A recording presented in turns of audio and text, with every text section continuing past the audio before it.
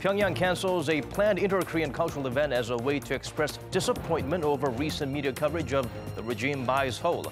But a joint ski training to take place in a North Korean ski resort will be held as planned. South Korea's National Assembly kicks off its first 30-day parliamentary session for the year.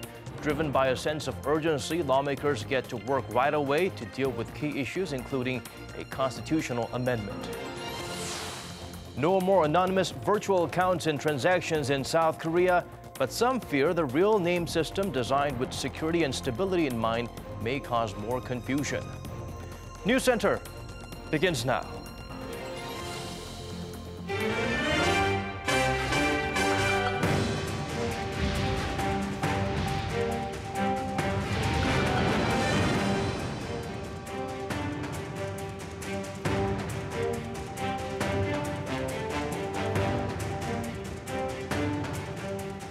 It's 8 p.m. here in Korea, coming to you live from our studio in Seoul. This is Arirang News Center. Welcome to our program. I'm Daniel Choi. An inter-Korean cultural event set to celebrate the first Olympics held in the peninsula in 30 years is unilaterally canceled by Pyongyang. The regime claims the decision was made due to what it perceives as unfair press coverage by Seoul. However, the joint ski training in the north will proceed as planned. Kim Young-gil has our top story.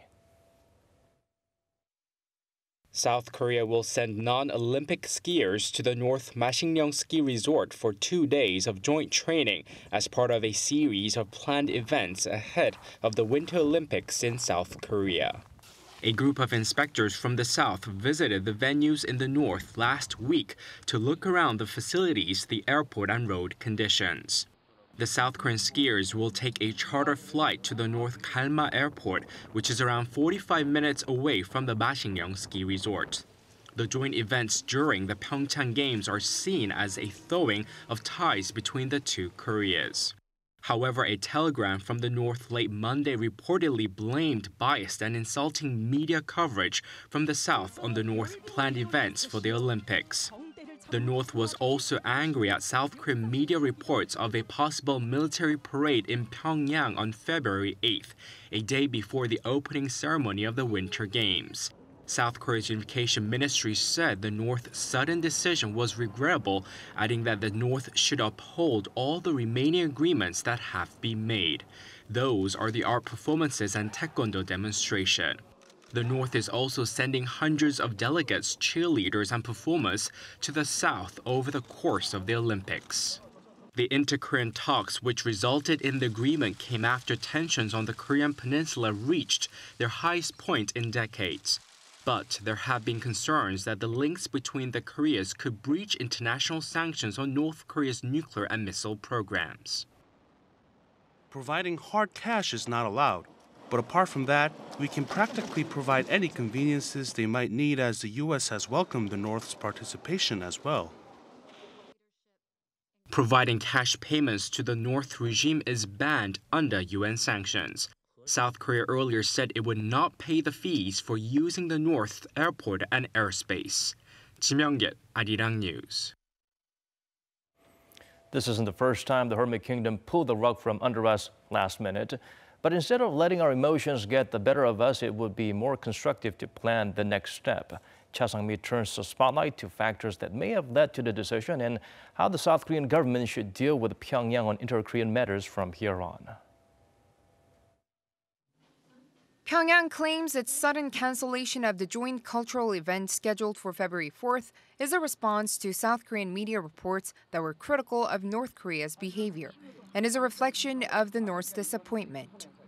This is not the first time North Korea has called off an event before the PyeongChang Olympics, as the regime pulled the plug last minute on a trip by their delegation last week to inspect performance venues in South Korea for their art troupe. However, that trip eventually went ahead the following day. Some experts say the regime wants to create a fissure between Seoul and Washington, as the two allies are both pushing for Pyongyang's denuclearization. So North Korean leadership seems to be trying to shake up the Moon Jae-in government to see, first, to register its discontent, and second, to see if this gambit may create the kind of divide between South Korea and the United States. Yet others say it's an operational issue, not a diplomatic gesture. The Mount Kumgang Cultural Performance Center has been shut for the last decade and the facilities are very outdated. Pyongyang is worried about the operational issues involved in hosting an event for a 300-strong South Korean delegation. Tours to Mount Kumgang had been banned since 2008, after a South Korean tourist was shot by a North Korean soldier. Experts say that the South Korean government should no longer make any additional concessions or accommodations to North Korea's flip-flopping behavior, since such moves will only create more incentives for North Korea to try to manipulate the South Korean government. And some said there is a need for a stronger push. North Korea is trying to manipulate us, and the South Korean government needs to take a stronger stance on the matter, since the North's participation in the PyeongChang Olympics is actually just a minimal part. According to the experts, North Korea may make more such changes to the agreements made with South Korea, but Seoul should not detach itself from the ultimate purpose, the denuclearization of the regime.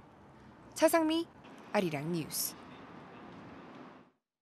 South Korea's National Olympic Committee confirmed the final list of members representing the country in the upcoming global games. The host nation will have 144 athletes competing in all 15 sports. It's Korea's largest ever Winter Olympics team, 73 more than the last event in Sochi. They will be welcomed into the Olympic Village 2 days before the start of the games in Gangneung, just east of PyeongChang, where all ice events are held. The team's goal, 8 gold medals and a top 4 finish in the medal race. The president of the International Olympic Committee is in Korea to inspect preparations for the global games. Thomas Bach headed to PyeongChang via the new KTX high-speed rail line to Chimbu Station, where he was greeted by Olympic volunteers. The IOC chief plans to meet with staff from the local organizing committee and express his excitement for the event. The Korean people know that the world is looking on Korea, and that the people all over the world are enthusiastic about the news from Korea. So I think we can really look forward to 17 great days for the athletes who are now slowly arriving, and will share then their excitement with us.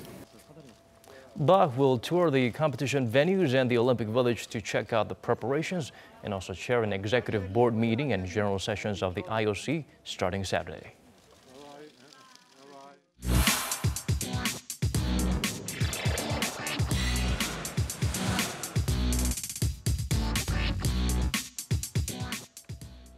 President Moon Jae-in has been stressing South Korea's aim of regaining wartime operation control, or OPCON, from Washington as soon as possible. We can't be sure if that will happen within his 5-year term, but regardless, military authorities are moving to further speed up the process. Our Defense Ministry correspondent Oh Jung-hee joins us in the studio today. Jung-hee, good to have you with us. Good evening, Daniel. Well, first of all, let's start with OPCON transfer. What Seoul's stance is on this? Well, South Korea handed over its operational control to the United States during the Korean War from 1950 to 1953 and took back its peacetime operational control in 1994. But the transition of wartime operational control had to be postponed as nuclear and missile threats grew from the north. Now, in the case of conflict, the control over the South Korea military is automatically passed to the commander of the South Korea-U.S. Combined Forces Command, who's now an American general. So that leads to the view that Seoul lacks military sovereignty or is too dependent on the U.S. security commitment.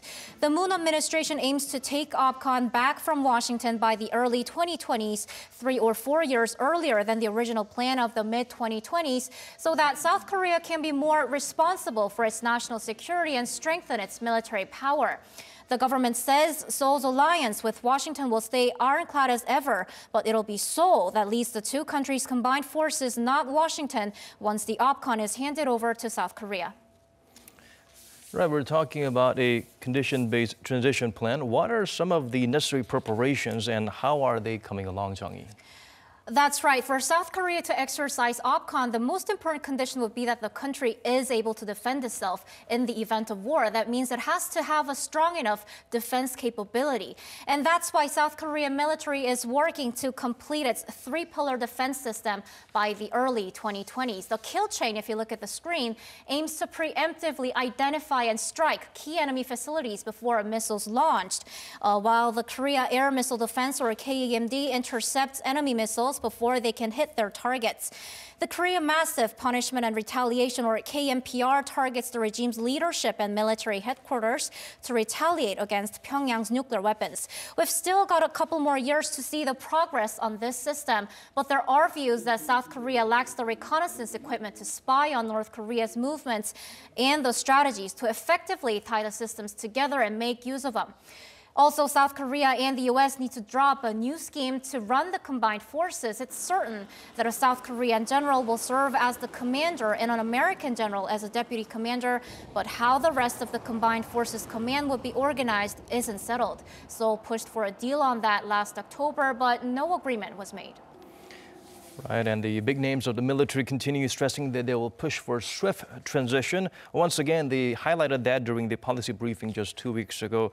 So what are the Defense Ministry's plans for just this year in that respect? For that, Daniel, let's take a look at the screen. We've got a timeline for that. By May this year, South Korea hopes to reach an agreement with the U.S. on the structure of the new CFC. And by October this year, Seoul's Defense Ministry hopes to modify, possibly to advance, its schedule for evaluating whether Seoul satisfies the OPCON transfer conditions. The Defense Ministry says it hopes to skip the pre-evaluation of its initial operational capability and jump right into the actual evaluation in 2019.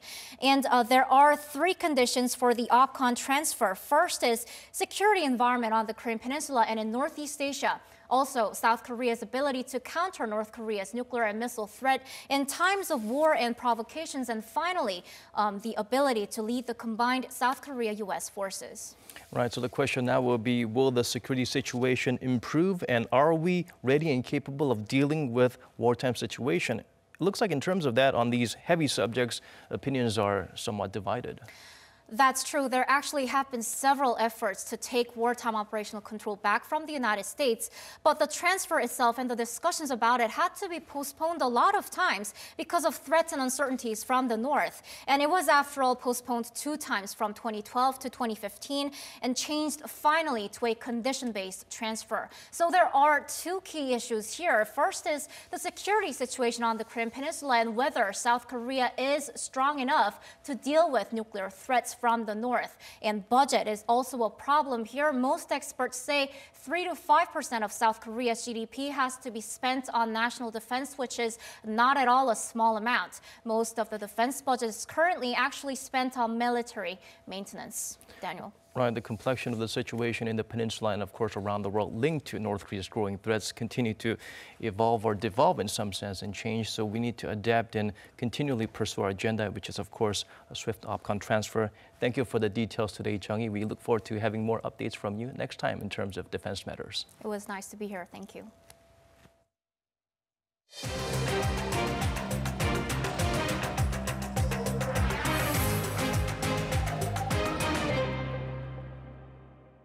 The presidential office hosted a workshop for top government officials. Hwang Ho-jun fills us in on how the event is designed to help build unity and improve coordination among attendees to ultimately efficiently carry out the tasks of improving people's lives. It was the first meeting of its kind since the launch of the Moon administration. President Moon Jae-in chaired a workshop on Tuesday, bringing together at the Blue House all the government's ministers and vice ministers. Just the day before, the ministries had finished briefing Prime Minister Lee Na-yeon on their policies for 2018, which the president said the workshop was meant to consolidate. 오늘 워크숍은 새해 정부 업무 보고를 종합하면서 더 나은 국민들의 삶을 위해 정부가 해야 할 일을 공유하고 결의를 다지는 자리라고 할 수 있습니다. According to the presidential office of Cheongwade, about 150 people were in attendance, including all 24 ministers and ministerial level officials, as well as some 60 vice ministerial level officials.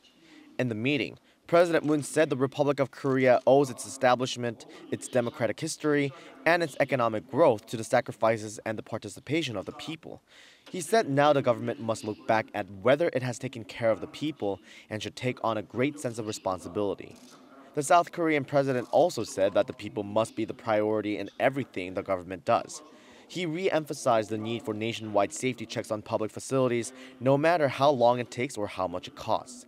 He also reiterated the importance of raising the minimum wage, which his government did at the start of this year, and creating more quality jobs for the people so they can have the opportunity to work and ensure a minimum living standard.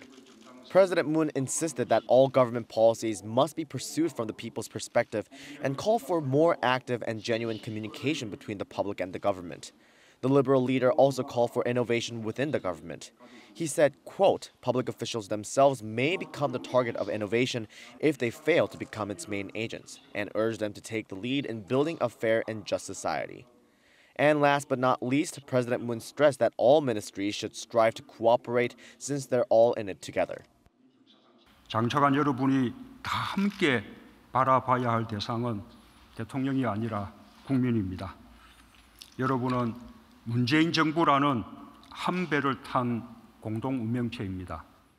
President Moon's remarks about the government doing its utmost to protect people's lives come after a string of deadly accidents, including a fire at a local hospital last week in which 39 people died and more than 150 others injured. Hwang Ho-jun, Arirang News. From an interpellation session to crafting a proposal on amending the Constitution, the first parliamentary session of the year is sure to be another jam-packed event. Kim Min-ji has the details. It's a clean slate for Parliament. The National Assembly kicked off its first parliamentary session of the year on Tuesday. Unlike usual, when the first day is marked with just an opening ceremony, lawmakers also passed a number of pending bills in a show of self-reflection for not handling them sooner despite their urgency. On the agenda during the 30-day session are policy speeches by the leaders of the major political parties, as well as an interpellation session where lawmakers will question top government officials on various topics, including foreign affairs, the economy, and social issues. The National Assembly will also hold full-floor sessions on February 20th and 28th to vote on pending bills. But with rival parties at odds over major issues, they're in for a bumpy ride. At the top of the list is amending the Constitution. Constitutional revision is the greatest task for the National Assembly and a promise rival parties made to the people. Enough discussions have been held and plenty of drafts have accumulated. We now just have to make a decision. I call on the rival parties to reach a compromise so that the National Assembly can put forward a proposal on the amendment.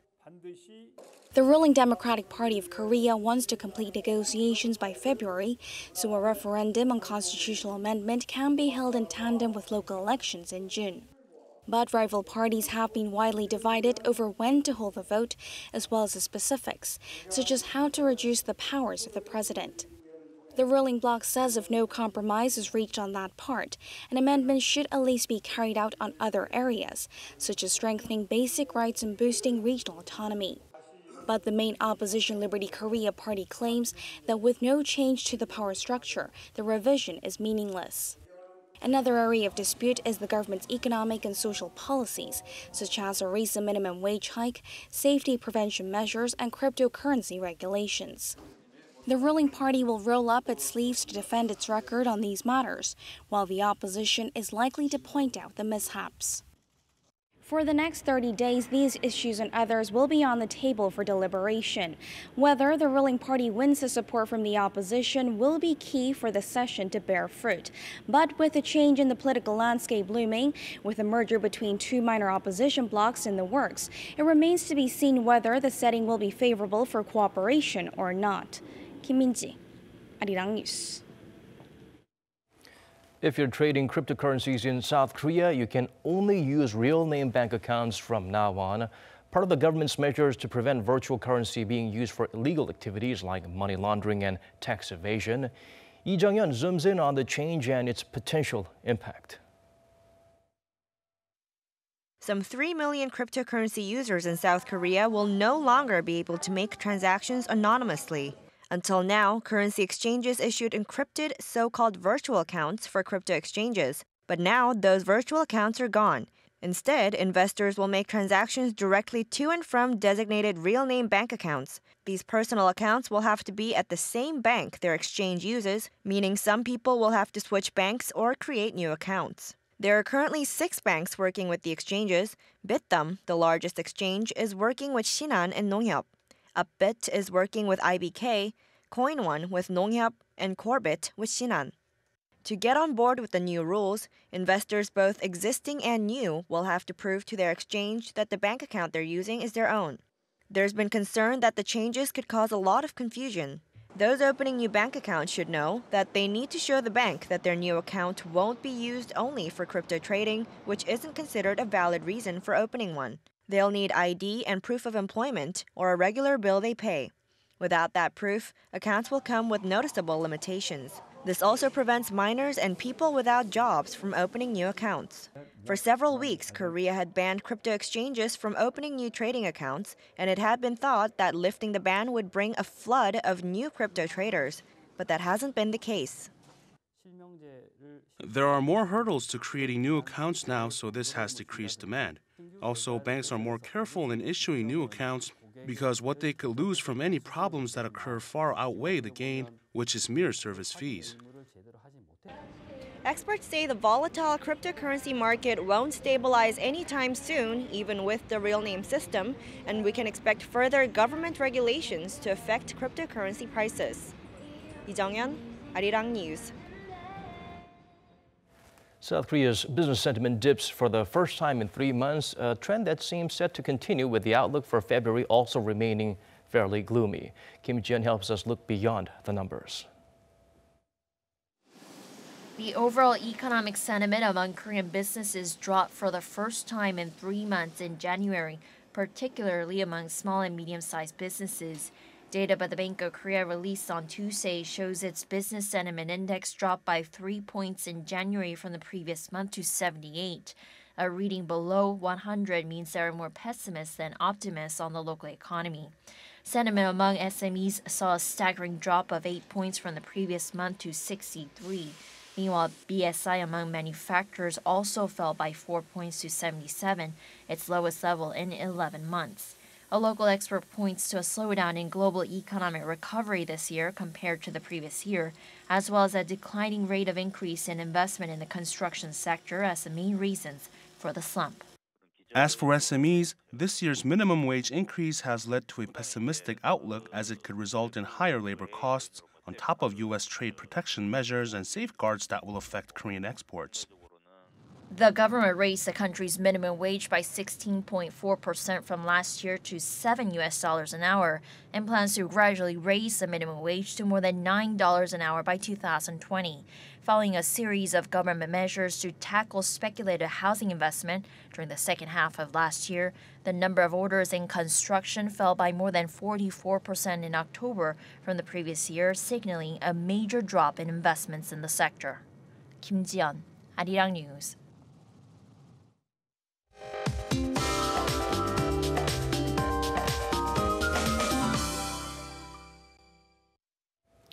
Time to turn to Michelle Bach at the Weather Center for the updates you need. Michelle, a very rare lunar event is in the forecast. Correct me if I'm wrong. A super blood blue moon? That's right, Daniel. Tomorrow you can see the unusual combination of extra supermoon and a blue moon and a total lunar eclipse. Now, the next chance to see this total lunar eclipse in Korea won't be until 2025. That's 7 years from now, so make sure to take the time to check it out tomorrow. And also just south of Seoul, the Gwacheon Science Center will open its astronomical observatory for people to actually make special memories. Now, as for the weather, the cold wave alerts have been lifted in most parts, but now we got snow in Seoul and the central region, and also Gangwon province with about 1 centimeter of more snow expected to fall tonight.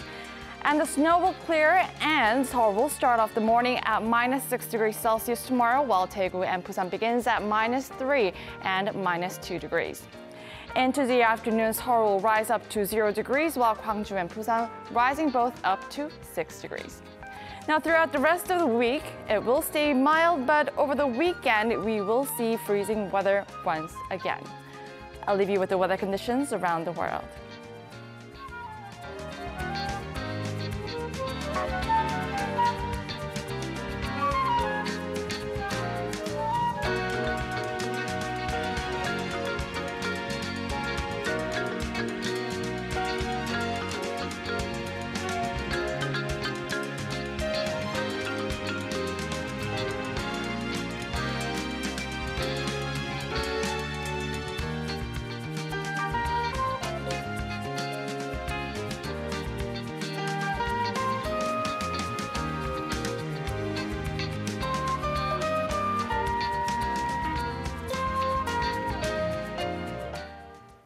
These are the stories we're following on tonight's edition of Arirang News Center. As always, thank you for watching.